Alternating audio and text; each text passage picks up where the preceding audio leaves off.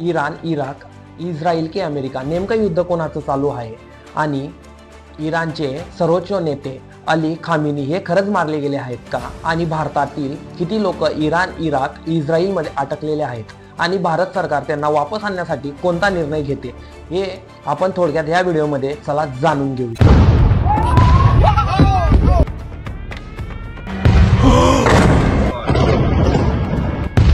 Fox News can confirm that Iran's the Ayatollah Khamenei is dead.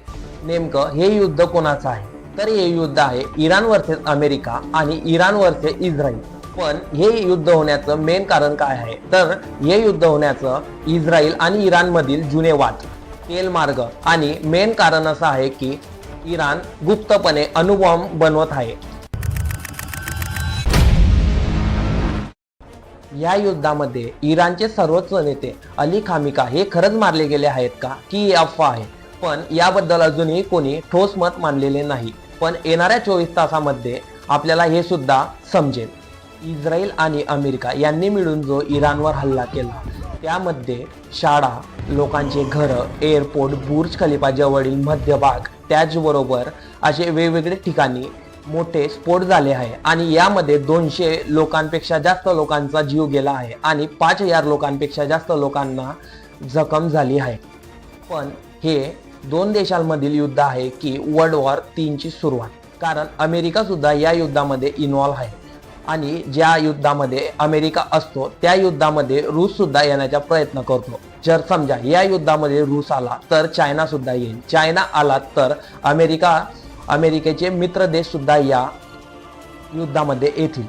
या युद्धामध्ये रूस आणि चायना आलं तर मदत कोणाला करतील हे सांगणं कठीण आहे. कारण रूस आणि चायना या दोघींचे व्यवहार दोघी देशांची आहे, म्हणजेच इराण आणि इस्रायल सोबत आहेत. आणि व्यवहार सुद्धा हे इराण आणि इस्रायल सोबत करतात. त्यामुळे सांगणं कठीण होईल की मदत कोणाला करतील. आणि यात भारत सुद्धा मागे राहणार नाही. कारण इराण, इस्रायलमध्ये काही भारतीय लोक आहेत, त्यांची सुरक्षा, दोघी देशांमध्ये शांततेचे वातावरण निर्माण करण्यासाठी भारत सुद्धा पुढाकार घेईल. पण युद्धामुळे होणारे परिणाम हे आपल्यावर होतील. कारण महागाई वाढेल, शेअर मार्केटमध्ये घसरण दिसेल आणि पेट्रोल 200 ते 300 रुपये होईल. आता तरी हे दोन देशांमध्ये युद्ध चालू आहे. पण तुम्हीच सांगा की हे वर्ल्ड वॉर 3 सारखं होईल की नाही? हे अजून युद्ध आहे पण वर्ल्ड वॉर नाही. आणि यात भारत शांततेची भूमिका घेऊन दोन्ही देशांना शांत करेल आणि येणाऱ्या भविष्यामध्ये शांततेची भूमिका भारत कायम घेत राहील. तर तुम्ही कमेंटमध्ये सांगा, हे युद्धच राहील की वर्ल्ड वॉर 3 सारखं होईल? जर तुम्हाला हा व्हिडिओ आवडला असेल तर लाईक करा, शेअर करा आणि सबस्क्राईब बटनवर क्लिक करायला विसरू नका.